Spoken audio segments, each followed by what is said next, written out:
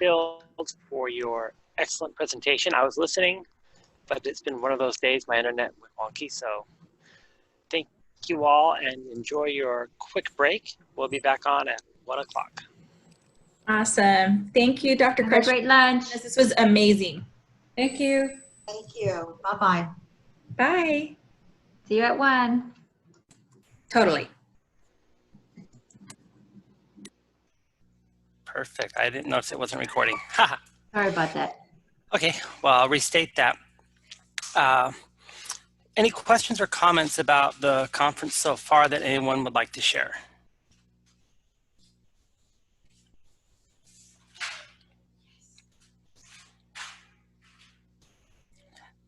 How many of you have gone into and looked at the online videos?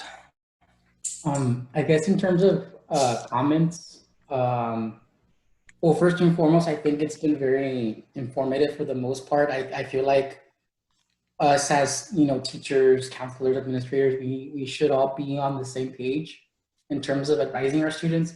So I think for the most part, this conference has been very unique and beneficial in that matter.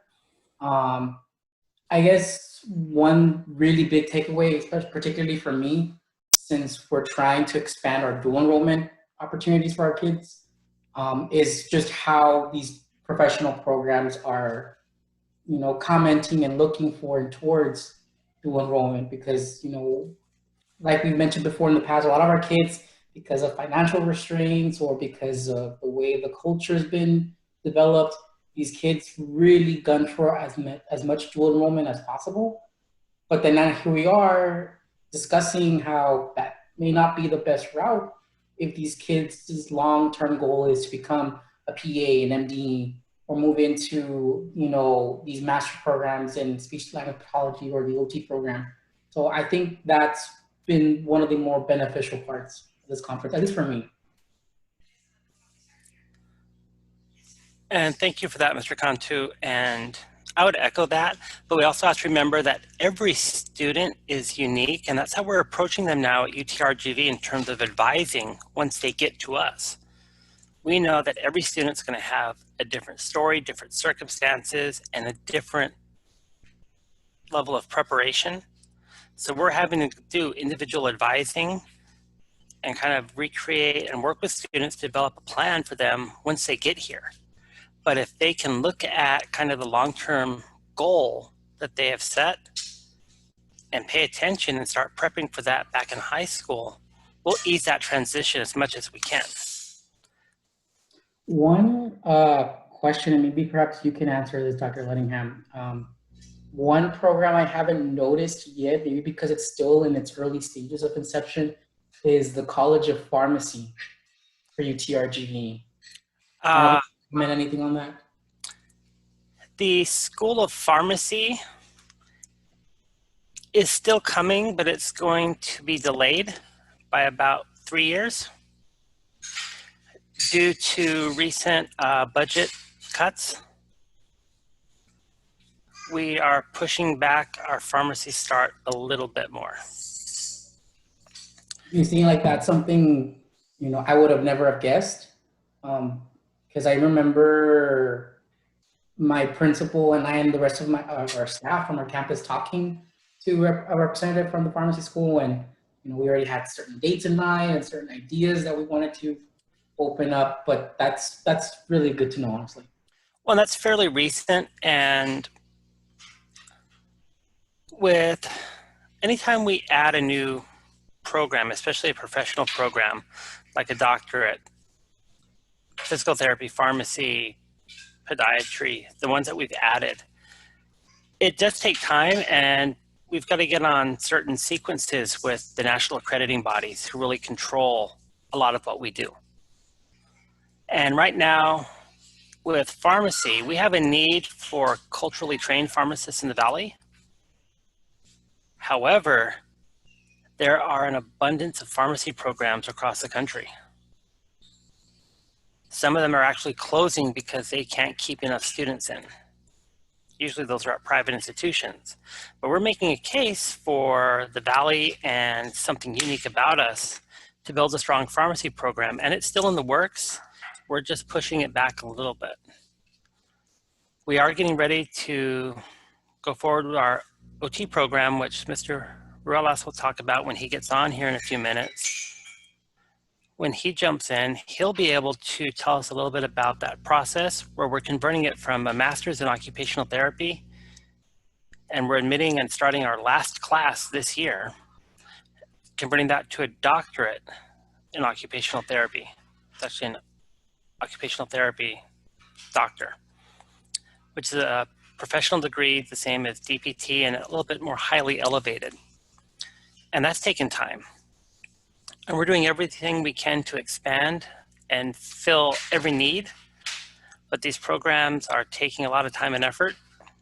And we're on track still, or were until this COVID budget crunch, which has hit everyone. I know your districts are feeling the same thing. If it wasn't for great grant programs like this, we'd be in trouble.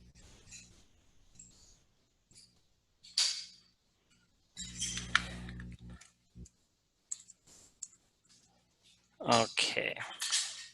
Give me 1 second. I'm going to check into my email.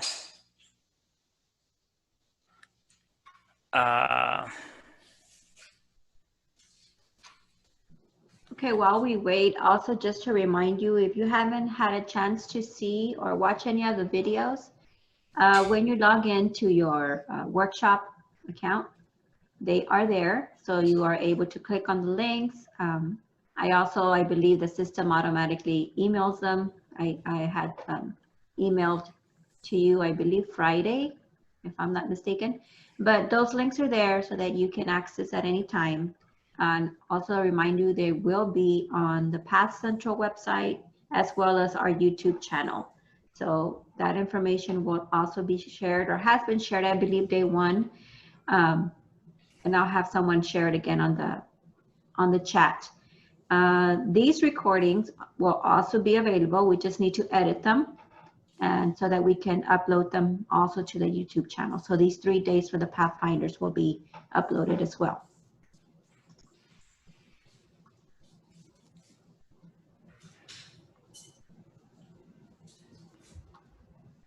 There's another question, Dr. Lettingham. Question It here. just says, yeah. It says, in your My opinion, what are the biggest, you can read it. What are the biggest obstacles students face who want to enter these programs, and how can we help them in high school?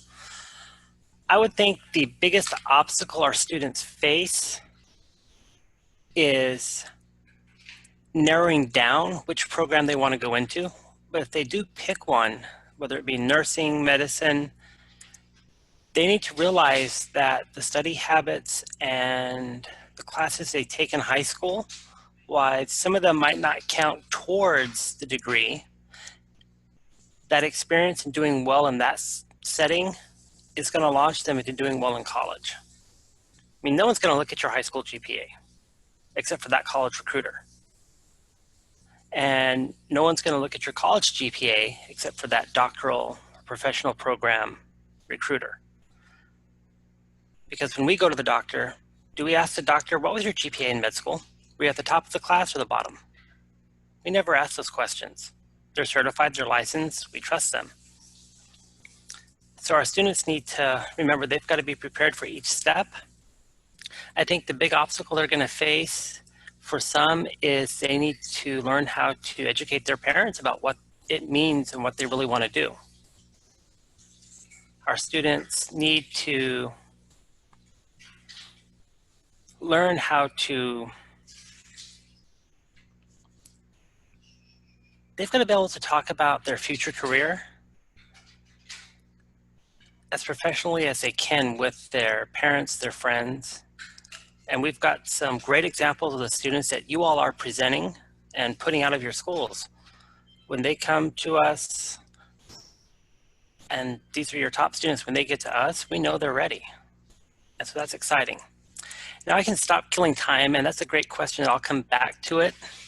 But our emergency presenter is here, Mr. Jack Ruelas, who is a clinical associate professor in the Department of Occupational Therapy.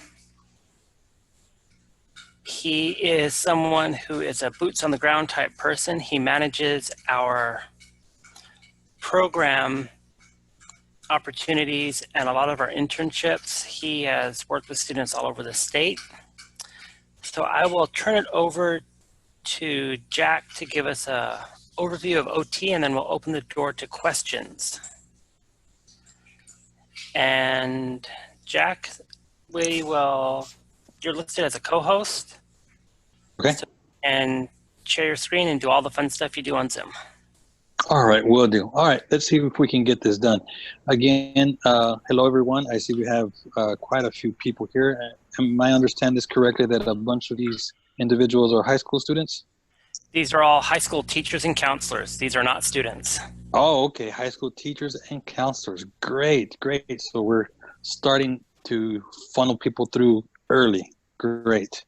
All right, and so these are all Valley schools? Yes, these are representatives from 10 districts here in Star, Willacy, Hidalgo, and Cameron County. Awesome, awesome. Welcome, bienvenidos. It's awesome to have everyone. All right, so this is, I believe, a PowerPoint that was just shared with me 90 seconds ago. And so I believe it's more directed maybe towards students, but it has all the information we need, and we'll see if I can share a screen. Unfortunately, my computer is not cooperating, so we're using the iPad, but I believe I have everything I need on the iPad. And let's share screen. All right. Yeah, no, meeting, Zoom. No, we don't want to record. Screen. Well, we'll do this. Okay. We're broadcasting the screen. Share your screen. All right. Can y'all now see the PowerPoint? Please let me know verbally. Yes, you're on. All right. Awesome. So starts out with, so you want to be, oh, I'm sorry. Let me go back to myself again. As Dr. Lenningham said, I am an occupational therapist, of course, with the department. I am the one who sets up our students with their fieldwork rotations. And fieldwork is where they actually go out to the clinic and observe initially with what's called a level 1, or level 2 is when they actually get hands-on with the clients alongside registered occupational therapists. So I'm that individual in constant communication with the facilities and occupational therapists to make sure there's a continuum of education once they finish all of their didactic work in the classroom and move on to the clinic. I've been an OT for 10 years, and my background is in mechanical engineering and in occupational therapy. So that's a little bit about me, and now we're on to the program. So this PowerPoint talks about, if you want to be an OT, what do you need to do? And again, I am Jack Corella, COTR. And so what is occupational therapy?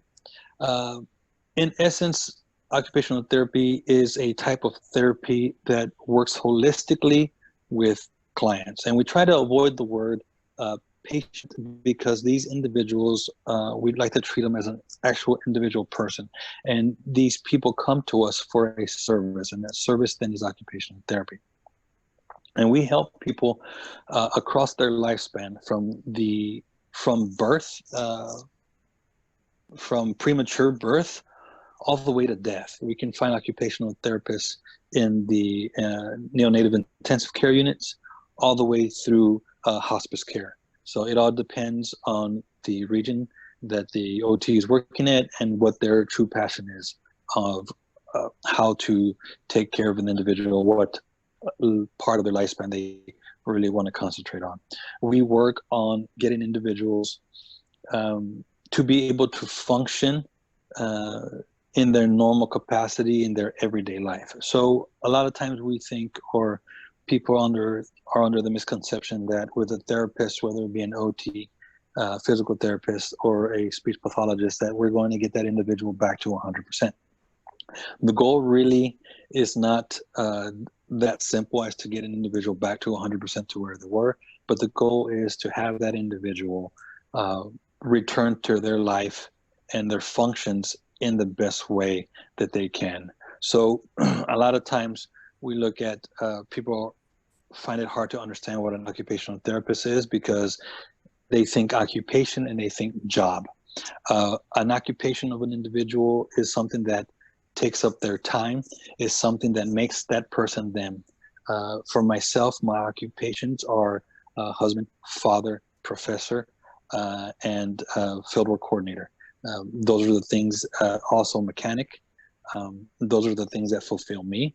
Those are the things that if I get injured or hurt, I want to return to in some form or fashion, either completely or be able to adapt what I do and how I do it so that I can still engage in those things that make me whole. Is everybody clear on that part? Okay, I can't see anybody, but we'll go on. So how do you become an OT? Currently, there are 3 entryways to become an occupational therapist. Okay, you can become an occupational therapy assistant, and that is a associate degree that requires only about 2 years, generally between 18 to 30 months, depending on the program. It can also be done in person and online. And I promote our local college as well because we work hand in hand with our local occupational therapy assistant program at STC, as well as our physical therapy assistant program at STC. We collaborate with them because we always try to push the inter-collaboration between professions, because the best outcomes for our clients is if we could work together. All right, so we have a great OTA program at South Texas College, and that's a 2-year degree. And so it's real quick. You can get that as soon as you get out of high school and you're done. The other ways to become an OT, and that's what we call the OTR, the full-fledged therapist, is to get a master's degree or a doctorate degree. A lot of the profession has mandated, well, I take that back. It's still up in the air. The profession originally tried to mandate an entry-level doctorate program, but currently we still have 3 entry levels. Currently, right now, Utrgv offers a master's program, a Master of Science in Occupational Therapy. It's about 36 months, and it was done generally all in person. We are learning to adapt right now in this era of COVID. And we are transitioning to an entry-level doctorate program. Hopefully everything will go through smoothly for us to accept our first cohort of the doctorate program next summer. And so that will go along with 36 to 40 months, and these students will graduate they need to start with a bachelor's, but they will end up with a doctorate degree in occupational therapy. The difference again with a full-fledged OTR or an OT versus an OTA, the assistant, is that the occupational therapist is an individual that is in charge of evaluating and creating treatment plans for our clients. And so then once we figure out what's wrong with our clients, what needs to happen, and create that plan, we then hand over the treatment strategies to our assistants. And those assistants are the ones that are actually the boots on the ground that tend to do a lot of the grunt work and work a lot with our clients. We do plenty of work, don't get me wrong, but the person who's treating every day, all the time, will be the assistants. And the full-fledged therapists are the ones that are evaluating, making changes in plans of care, talking with doctors, talking with the other therapists in the building to make sure that everything's going on. They're the ones that coordinate everything. Now, what you have there is the R. It shows here OTR. That R is a representative of a registered therapist. The registered therapist is a therapist who is willing to pay an additional amount of money to NVCOT to get that recognition as an R. You might see therapists that have, like you could see Jack Ruelas OT/L, just means I'm licensed. You do not have to have an R in any state in the union.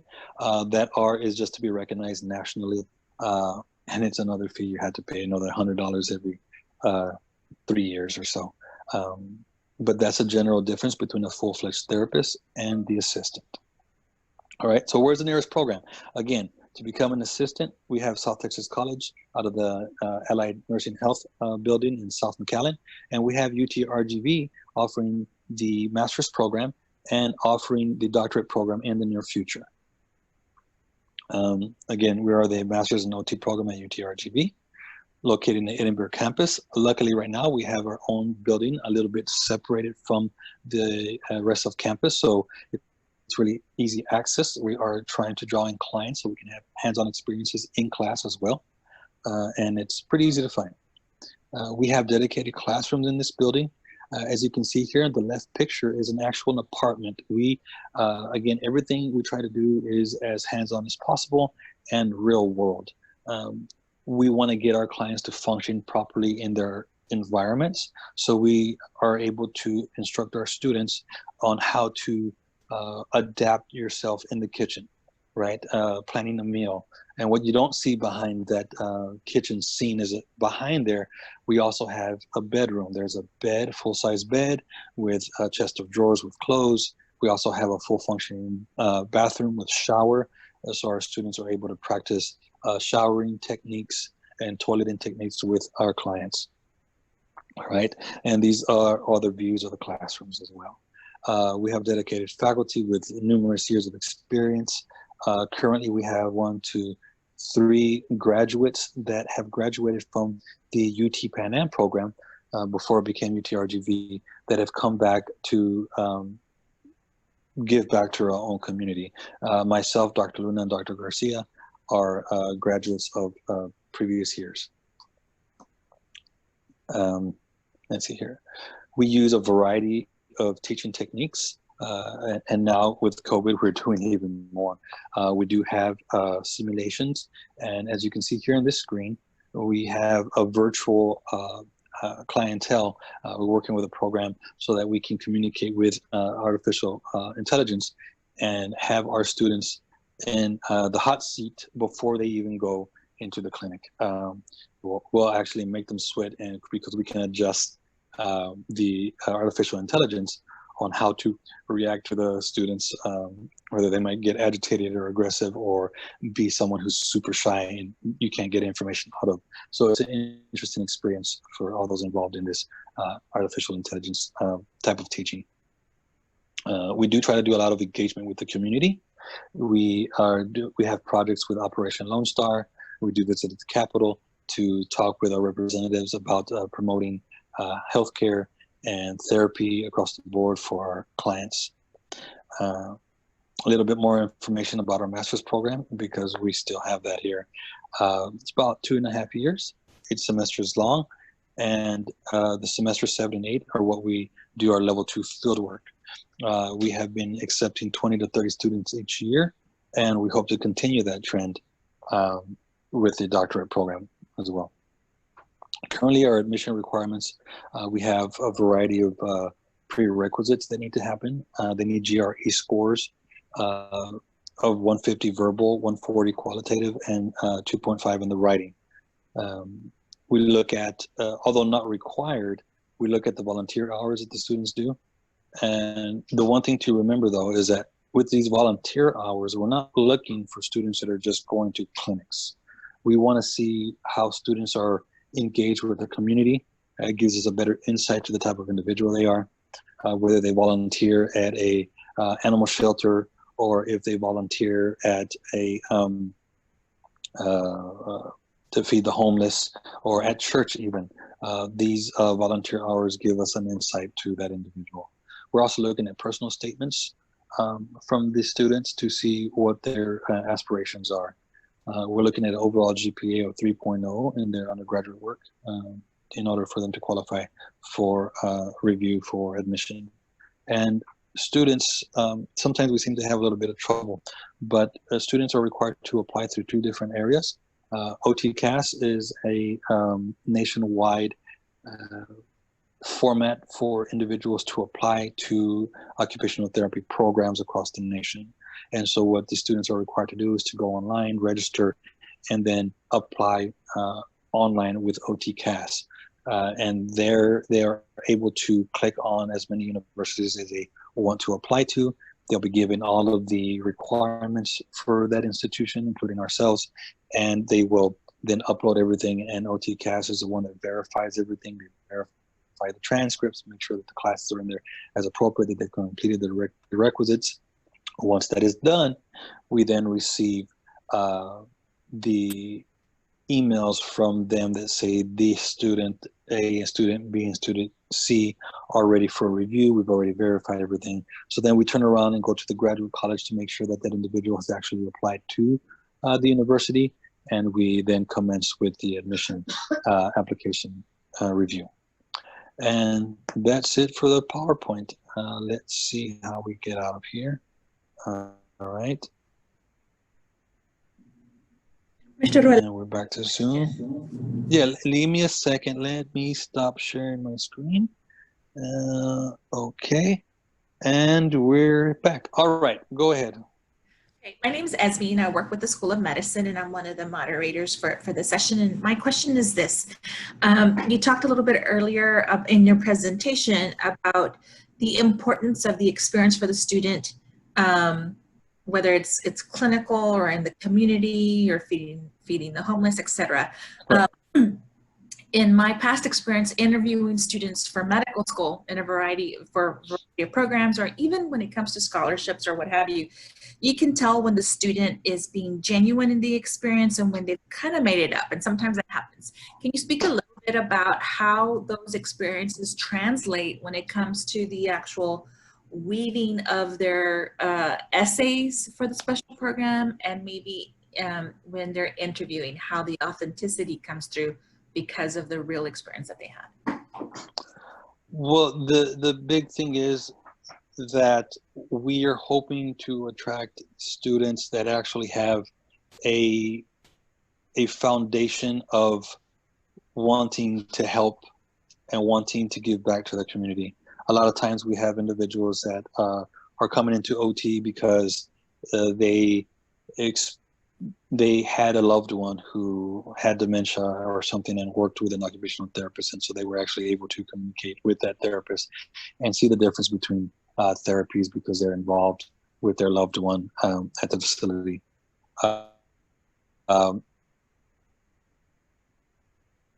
Also, by reviewing those statements and looking at the volunteer hours, we see that there's a genuine wanting of providing, right?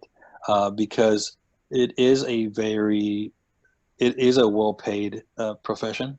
It's not like it used to be. I think when I graduated, they were offering $100,000 for people who had zero experience and just walked off the stage with their degree.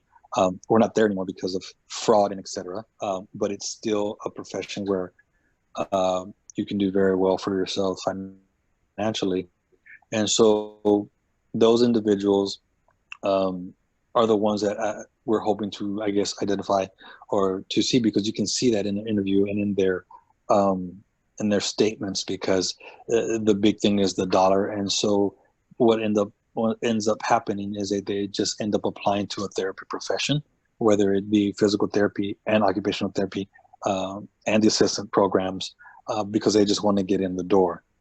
And so those financial ones, they can come through, especially when they're in the program of they're just trying to make it through to get out.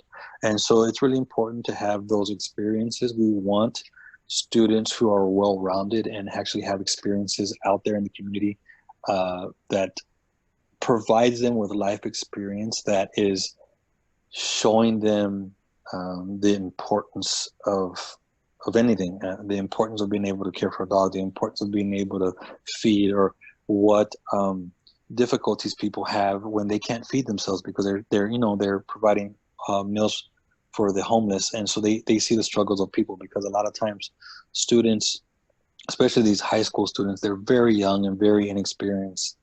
And what I find is that a lot of the high school students are not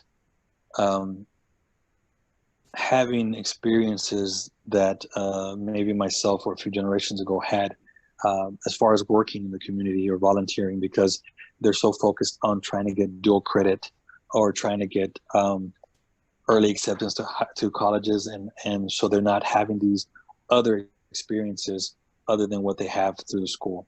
So by them actually engaging in the community, that gives them a little bit more experience and then a bit more knowledge of what's going on around them. And so we're hoping that these volunteer hours reflect that. Awesome. So we do have a couple of questions from the chat. The first one is, Sure. can you can you transfer from STC to Utrgv Ot program? And what is the pay difference between OTA and OT? Okay, so can you transfer from STC to Utrgv Ot program? No, we do not currently have a transitional program. What happens with an assistant program is that you become an assistant, right? And there are still some programs around the state and nation where you can do a transitional degree to get you, to bridge you from an assistant to a full-fledged therapist. Otherwise, the STC program or the associate program to be an assistant is just an associate's program.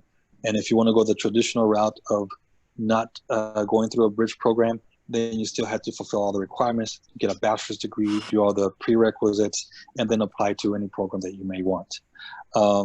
Now, the pay difference between OTA and OT, well, that is really going to be dependent on experience. But give me a quick second. Sure.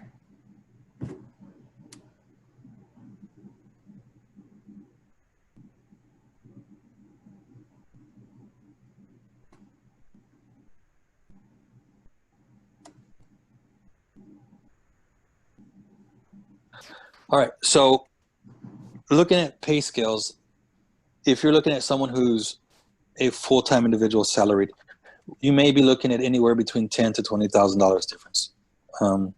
And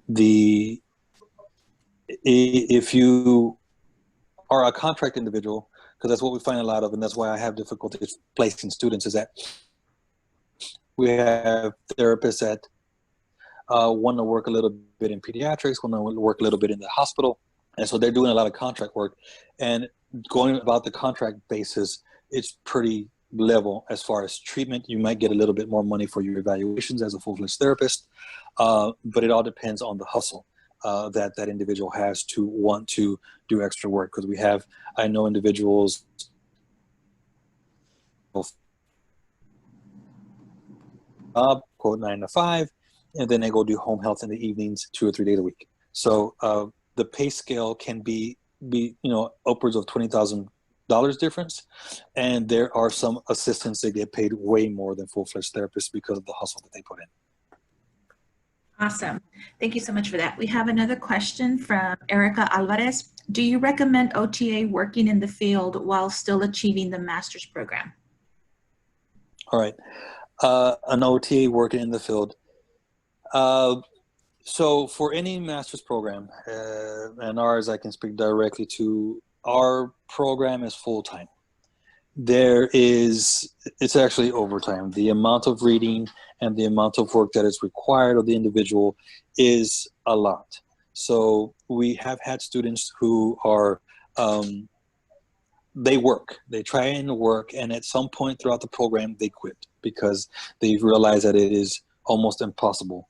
I know that I've had respiratory therapists, and I think we actually had a coda that tried to work through the program, and at some point things have to give, and their grades slipped, and they had to sit out for a year and realize that they could not accomplish both. So working as an assistant first gets you the fulfillment of giving back to your community and doing the profession that you are supposed to love. If you want to transition into a transitional bridge program, those are the ones that are more forgiving for you to be able to go directly from an associate's to an entry-level master's or an entry-level doctorate program, and to get you that full-fledged degree and ability to be a full-fledged therapist. So working, no, I absolutely do not recommend working while you're attempting to do a traditional master's or doctorate program in any school.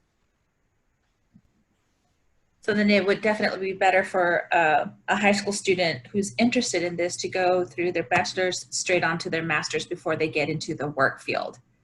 And because of that. And so this is one of the things, and I'm hoping I'm not being a killjoy for our program at Utrgv, but what I want to because you guys, you counselors, y'all are there in the high schools, is that, and the thing is, I am just starting to go into the educational realm of academia as part of my doctorate program that I'm a part of. So I'm learning about all these things. I hear my colleagues talk about high schools and counselors and things that are happening with their students, and what I've seen students in our actual master program. What I would love for all of you to do is to provide lots of information to your students in regards of the profession and what it means to be a therapist, and for them to actually look at how ready that student is to jump into the university versus jumping into college, and to whether they are ready financially for those things as well. Because what I unfortunately have seen is individuals who go through their bachelor's degree and end up with a degree that they weren't ready for because they did too much credit in high school. And so they end up with a degree that they kind of get pushed into, whether it's biology, rehab, or teaching, because it's just the simplest thing to do to transition to get that. And then they're stuck with a bachelor's degree and they're not sure what to do with it. And so I've seen a lot of students go back to STC to complete an associate's degree after already completing 4 years of a bachelor's degree. So I don't think that that's fair for these students who were not ready either academically or their maturity level to be pushed into a 4-year degree before they're even ready or know exactly what they've explored or haven't explored exactly different careers and mindsets. So they've spent 6 years to get a 2-year degree, which I think is unfair. So they really need to understand the difference between what a assistant does and the full-fledged therapist. And then they have to be ready, because the commitment now for becoming a therapist across the board is going to be for a 6-year degree to get a doctorate either in occupational therapy or in physical therapy. And that's a lot of times we see that the students either want to be a PT or an OT. They're not really sure what the difference is, but they know they want to be a therapist and they want to get out there and help their community. And so it's going to be a big financial and a big time commitment to become a doctorate in occupational therapy or a doctorate in physical therapy. And so I really stress that the students need to be advised on these differences and what it means for them financially, because there's always the route of the assistant and in the bridge program, or just taking their time and going back to school to complete a different degree. So I hope, did I answer the question? You totally did. Yes, sir. Okay. I appreciate that. Go ahead.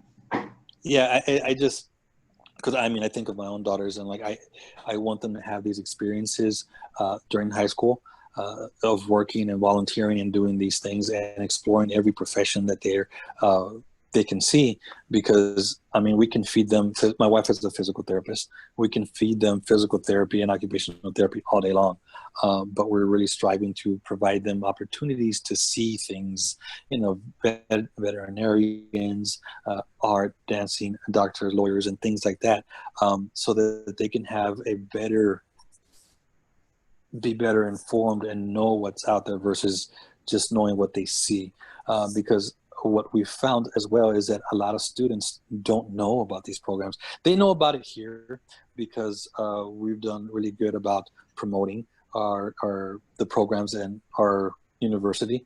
But I know across the state, we have been working really hard on providing information, because students, especially in lower socioeconomic areas, or more even just different ethnicities, all of our colored people, African Americans, Mexican Americans, across the nation, state, in different areas, aren't exposed to things. They're just told, go into law or you can be a doctor, and that's all they hear. They don't really get to understand or see all the things that are possible. And so we really hope that these things can be relayed to these students before they even, start their university journey. That's awesome advice. Thank you so much for that. We have Paula Rendon who asks, Mr. Ruelas, was it a difficult transition going from mechanical engineering to OT? A little bit. I was always a very concrete thinker. A plus B equals C. Very simple. You either have the right answer or it's wrong, right? And so in the therapy world, including physical therapy and including speech pathology, you have to understand that every problem, every individual is different. You cannot just look at an individual and say, client A has cerebral palsy and client B has cerebral palsy, and they're going to get the same treatment. You can't do that. Each one's going to present differently because some people get cerebral palsy in utero. Some people end up having brain injuries, and then they start presenting with cerebral palsy. And so it's not the same even in the least. And then every diagnosis is on its own spectrum. And so if we look at autism is a spectrum that goes from very mild, awkward social participation to very severe types of behavior and tics and inability to be functioning in a normal way. So transitioning from mechanical engineering to OT was a bit of, I had to have a change in mindset because there is no right answer. There is no one right answer. Let me rephrase that. And so you have to be able to go with the flow. You have to be able to adapt. You have to be able to look at each individual as an individual, as its own single problem, and understand that just because you did something yesterday doesn't mean it's going to work today, and be able to change that and go with that. And so, but I will say this, as a master's program, and I think I can speak, I work with a lot of the other Texas schools as well. We take students with any bachelor's degree. It doesn't matter. The thing is that individual's mindset ready for what we do? We have students that come with education backgrounds, counseling backgrounds, social work backgrounds, mechanical engineering, special education teachers, nursing students, associate assistants, speech pathology assistants. Those are bachelor's degrees. OTAs. We've had all kinds of backgrounds come in. So these provide, each one of these degrees provides a different experience for that student. It's just, can that student take it and transition into a more open form of thinking? Thank you for that. We have Jessica Ochoa asking Mr. Ruelas, can you recommend a way in which we can provide assistance for our students to volunteer and get out there to experience what an OT does, especially during COVID? Not during COVID. That's going to be a big no. The only way you're going to be able to see that is virtually. Go online, go to YouTube, look up simply what does an OT do, what does an OT session look like, et cetera, et cetera. Right now, with COVID, everything is locked down. It's locked down so tight that I'm having difficulty finding sites for our students to complete their clinical rotation. Unfortunately, our graduates that were supposed to graduate in this December are not graduating because of what happened this summer, and everything was on lockdown, and nobody across the state finished their clinical rotations. So our students, our graduates of 2020 are going to be graduates of 2021 now. Hopefully, keep our fingers crossed. So right now, as far as volunteer to go look and see and observe, I think it's going to be very difficult because not even universities can get our students in the door at this time. So the What best about way is going after to have to COVID? be virtually. After COVID, it's just going to be a lot of groundwork. The same way it used to be, is just students having that initiative to go, I want to observe, I want to know what an OT does, and go volunteer. And the best thing to do is to try to do it throughout the day. See if the facility will allow, the student needs to see, can I be there the entire day? Because if you're there for the busy time from 5 p.m., from 3 p.m. to 6 p.m., you're going to see treatment, right? But you're not going to see the other stuff, the documentation, the paperwork, the interactions between the different therapists, and then the scheduling, and then what happens with the client, because all of those aspects are important as well. I also tell our graduates that you should volunteer at the clinic you want to work, or observe at the clinic you want to work, because a lot of times facilities will paint a pretty picture. You'll be busy, you'll be here at this time, and you'll work a lot, and yada yada, and you'll have access to all these things, and then you go in for an interview, everything looks pretty, and then you get there and you don't click with anybody. So I tell our graduates, you need to go in there and observe an entire day or two at the site, and just follow the therapists that they currently have around. Look and see what the case is, see what the vibe is of the facility. Because again, the graduate should be interviewing the facility as well as the facility interviewing the graduate. So as far as, again, volunteer hours, it's all about how much the student wants to put in, and what they could get out of the clinic or the facility. Thank you for that. There's another question, and that comes from me. How can occupational therapists advocate for their patient? We advocate by, one, being part of our national and state associations, and by doing so, we again help by providing that little bit of finances for the action committees, and on the ground as occupational therapists, we advocate for our clients on a daily basis almost, because believe it or not, sometimes we have to fight a lot with the insurance agencies to reimburse for treatment, because they do everything they can to deny. So we have to look and see what we can do. And the other thing is, and I tell our graduates, is that, look, our scope of practice is very large. You take a look at our what we do as a profession, and then you compare that to what the insurance will, quote, pay for, and it's very limited. And so we have to be able to find a way to provide services for our clients that is ethical and legal and not fraudulent, that's within our scope of practice. And so we advocate for that all the time. We talk with doctors to make sure they understand what we do and how we can help our clients, because it's not, everybody always looks at, especially OT, as OTs work on hands in the hospital and they work with autism and behavior. But we do so much more than that. We look at the end of life, hospice care, and neonatal intensive care units, upper extremity care, functioning in the homes. So it's a big, and mental health as well. We're also mental health providers, providing occupational therapy in mental health institutions.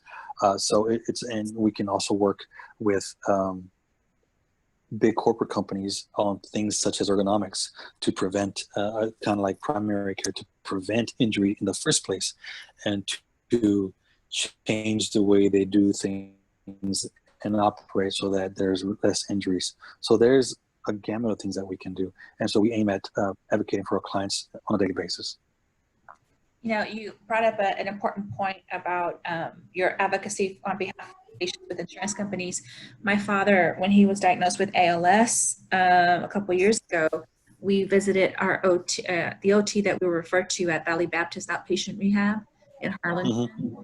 And our OT fought and fought for my dad to get the motorized chair, which we forgot. We were able to go through ALS Texas and they were able to lend it to us. But I saw firsthand the care, the passion, the desire to advocate for my father in a way that we couldn't, because he could talk medical terms to the insurance company. And so we were forever grateful for that. So I think that as a part of the work that your occupational therapists and future students, current students, and future professionals do is tremendous on behalf of the patient, and it's very much appreciated. I can promise you that. We do have another question. It comes from X Manor. Are you guys working with STC to get a transitional program? At this point, we have not done a transitional program. What we're working on is completing our entry-level doctorate program, and we're working with other colleagues in Utrgv at providing a PhD program based out of our program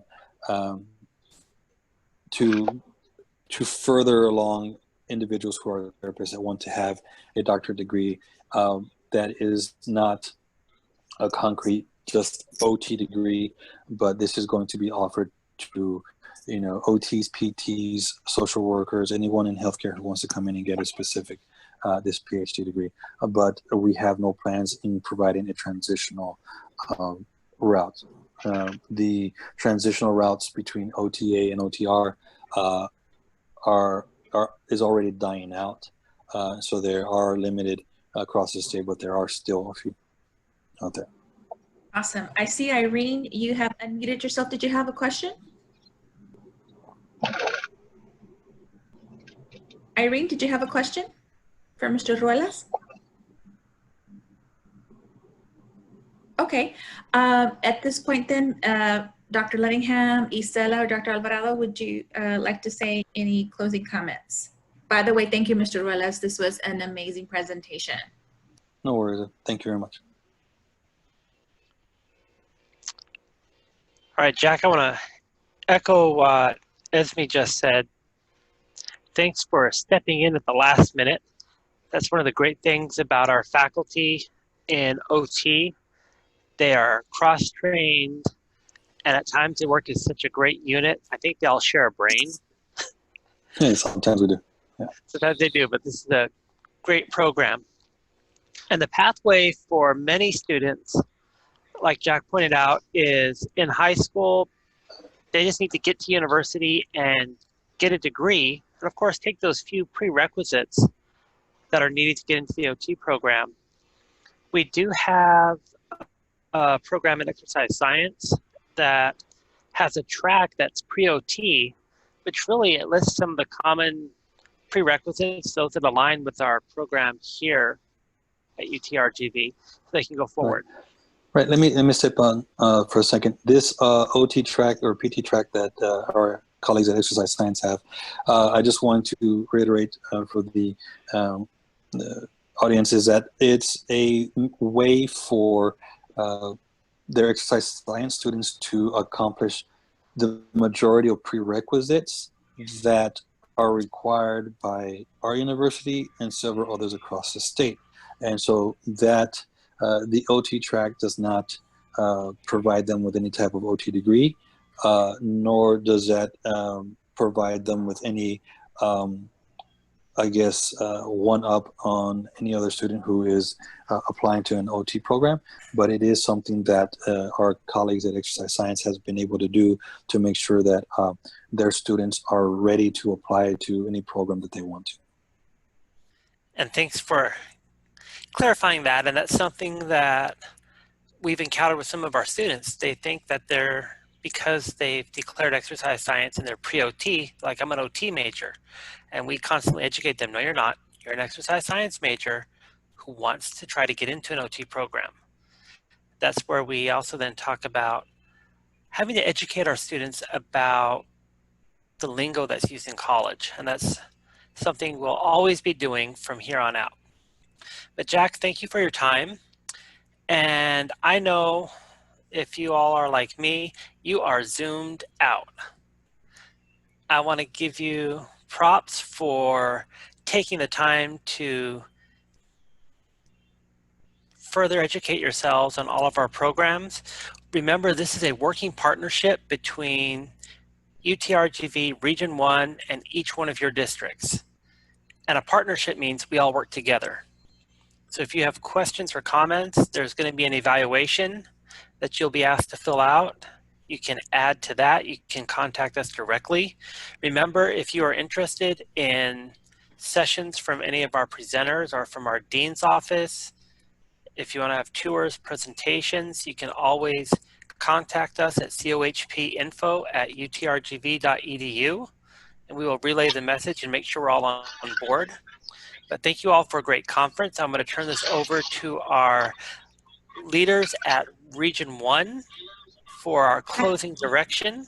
And thank you all so much. If I could just interject one more thing. There's a comment in the chat, Mr. Ruelas, that says, my son is an OT and graduated from UTRGV. He was accepted to many programs in and out of the state. The reputation working in this community and cost of tuition was exceptional. Do you think that there will be an early acceptance program like there is with PA and School of Medicine at some point? We've discussed that, but currently there are no plans. Okay. We'll still need to get our program up and running and solid and accredited before we can probably look at something like that. Awesome. Thank you again. Dr. Alvarado. Thank you, everybody. Thank you, UTRGV, for hosting all of these great presentations these past 3 days. And I want to just talk to the districts a little bit, because we were awarded a continuation grant by the TEA, which means that we have an additional year of funding for this particular program. We have oftentimes meetings with the coordinators from the high schools, and we talk about resources that students need. I want to ask you guys to please email us if there's resources that you think will be helpful for the students in this upcoming year, because we do have funding to be able to purchase some of that. And sometimes, you know, in our work group, the coordinators may not be there with the students day to day, but the teachers and the advisors and the counselors are. So please let us know. We want to be able to facilitate the work that you do by providing you and the students with resources and materials that are helpful to you. And we want to hear what you still need and what you think will be helpful.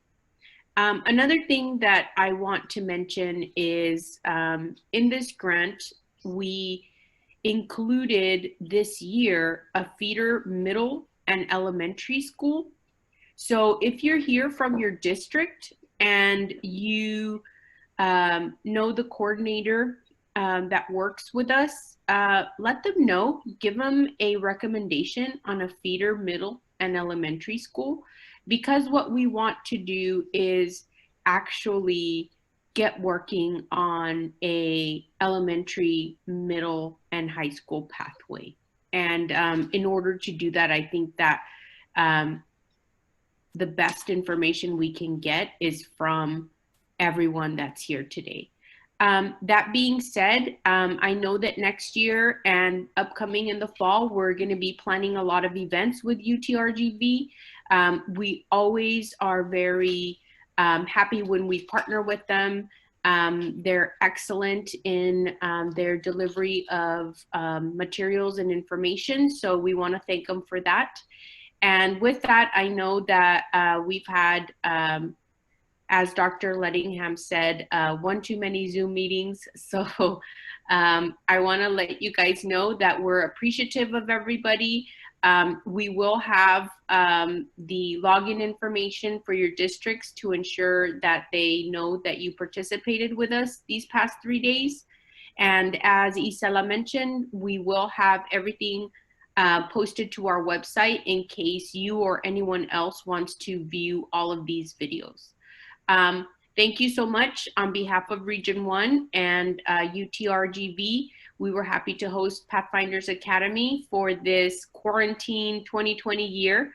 And If you need anything, you know how to reach us.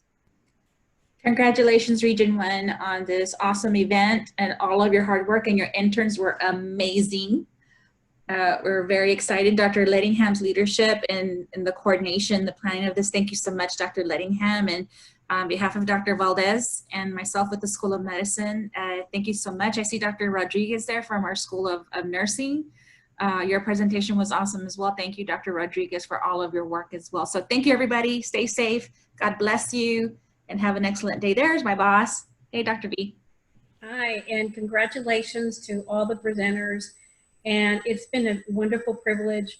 Let's do this again. Bye-bye.